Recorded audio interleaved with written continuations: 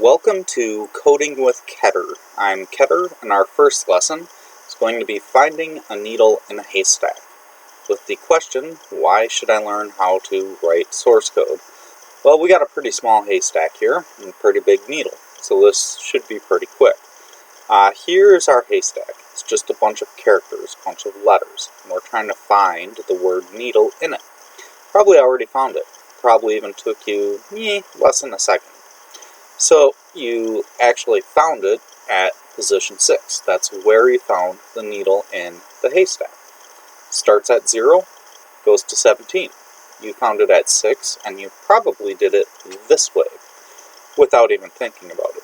You probably looked at each character from left to right, starting at 0, going to 17, and you looked at them one at a time, comparing them to the first character in the word needle. Obviously this is not that character, so you compared those, kept moving on, until you found one that matched. So now we're going to be looking at the second character, that matched, third character, that matched. You went all the way until you hit the length of the word needle, and that's when you stopped and you determined it was at position 6. So why would we want to write source code for something so simple? Well, here's why. Let's say instead of just a word or like needle and that thing, of text that we had something a little bit more extravagant, like a haystack picture, which is a JPEG file, and it's millions of characters long. Some of them are really weird looking, not exactly readable, and we're looking for some weird looking data, and you're looking through millions of characters, trying to match them all up. It's a real pain. You don't want to have to do that. No one would. So we want to make a thing that can do that for us. Basically, something that can take our place and do it automatically. So let's do that. We're going to call it a robot. But we're not just going to call it any robot. We're going to give it a better name. Instead of only searching something like a haystack, like saying it's a haystack robot searching for a needle or something weird like that, we're going to call it, let's say we want to use it for all kinds of data. What if we just call it FindDat? That's the name of our robot now, FindDat. FindDat is going to search our haystack. It's going to find the data, which is the word needle, and it's going to tell us where it found that data. Alright, well, it needs something to work with, some inputs. That's information for it to look at. In this case, we're going to have our haystack file. Now, just for the sake of making this easier, we're going to give it this text here, which has the word needle in, and it's not very big. So that's the data in the haystack file.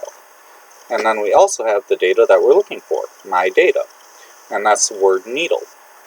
Now, since we want it to tell us where it found the needle in the haystack, we have an output. In this case, the output will just be text on our monitor.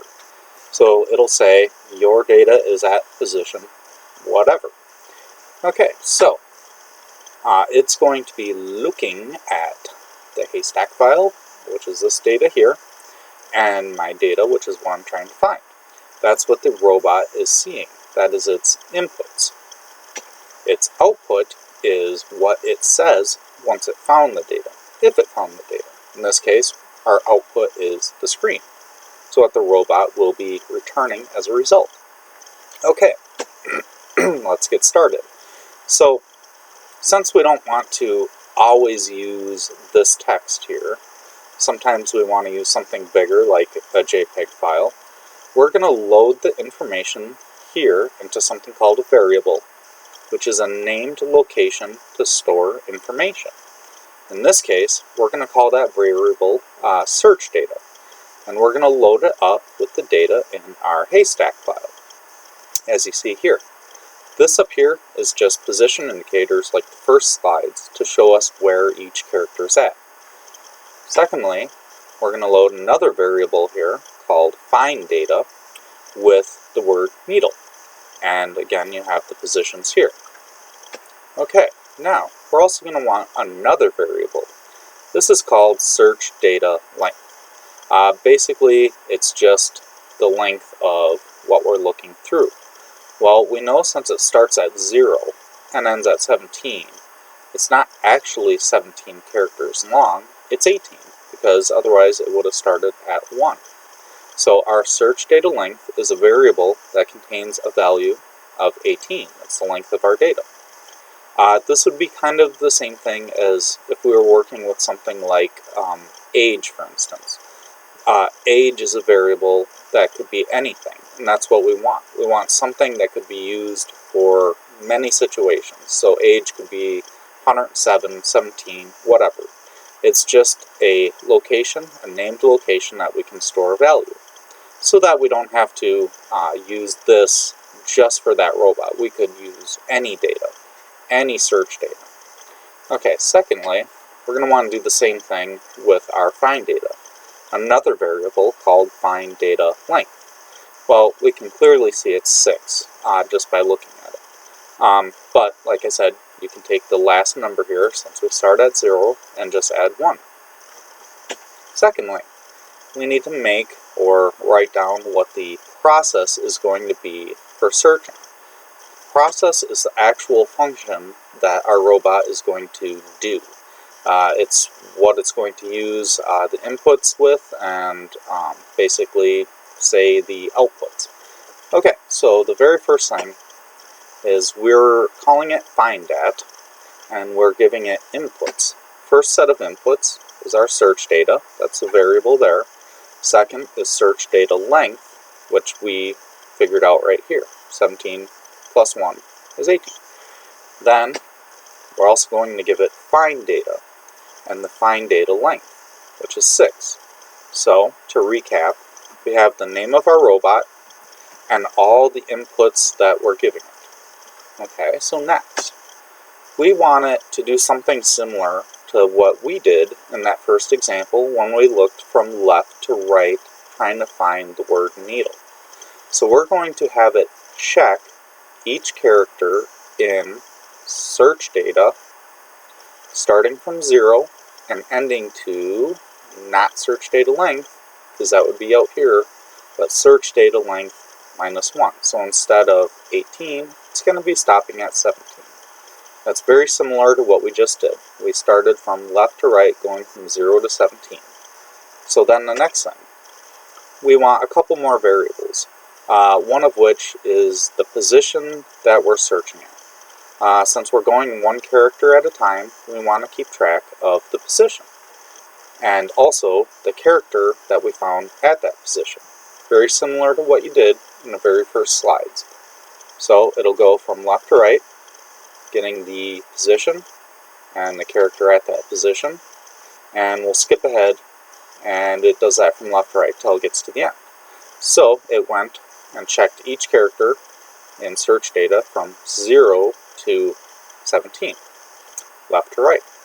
Okay, so next, when it's doing that search, we want it to do other things as well. For instance, we want it to check if the character, the search data character that we're on, is the same as the find data character.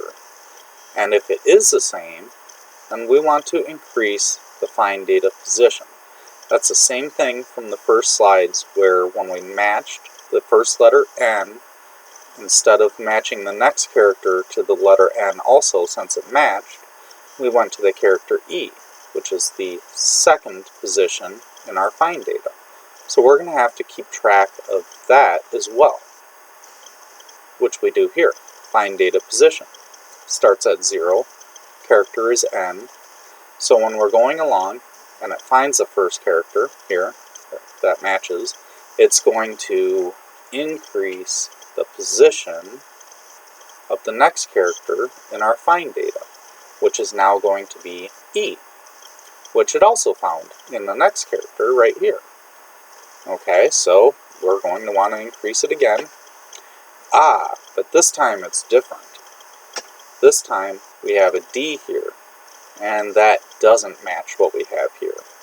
So what are we going to do about that? Well, we're going to have to tell it something to do in that case. So if it is the same, we go ahead and increase.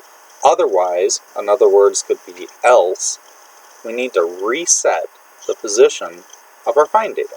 back to 0, so back at n, so that it can start searching the rest of the characters for that very first character. So we do that here. Boom. Reset it to 0, which is n. So it's going to keep looking through all these different characters until it gets to, we found another match, n.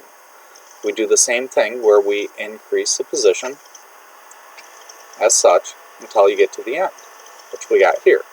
So it matched every character one at a time, looking from left to right, and every time it had a match that was one right after another, it just increased the position until our position now is going to be 6, which is kind of a problem because our find data is only 6 characters long and it ends at 5.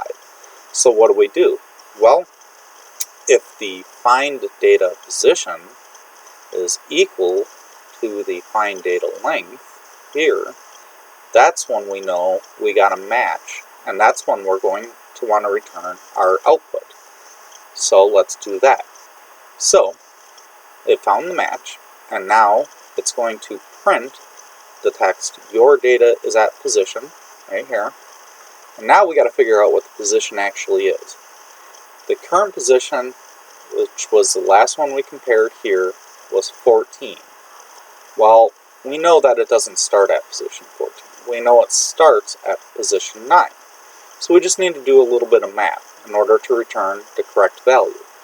Well, what should we do? How about this?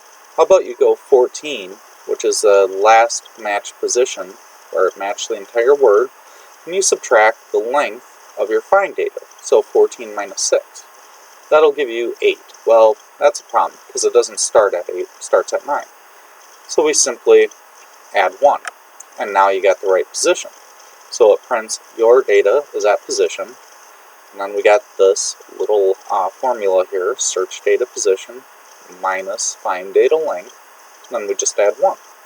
So we had the robot search the entire set of data, and we had it match one character at a time, increasing the position when it has sequential matches until it finds a full match, and then we did just a little bit of math to have it tell us where that needle is in the haystack. But then what? Should we have it keep going and keep looking through the rest of it? Not really. In fact, we should probably just have it end or return right there. It's kind of a nice way of telling it to go home. So in this example, we were able to basically tell the robot what to do, which was very similar to what we did when we searched ourselves. We had it go from left to right. We had it compare the data and search data to find data. And once it found matching ones, it compared each one afterward until it had the full word. And then we figured out where that starts. It's not too bad. It's actually pretty simple. But that is how you make a robot. In the next lesson, I'll show you how to actually write the code to make the robot work on any computer. We're going to be using the language called C. It's a programming language. And I'll go step by step of how you take this concept, this robot, this idea, and you do what's called a proof of concept, which is where you make it actually work. And that is all for this lesson.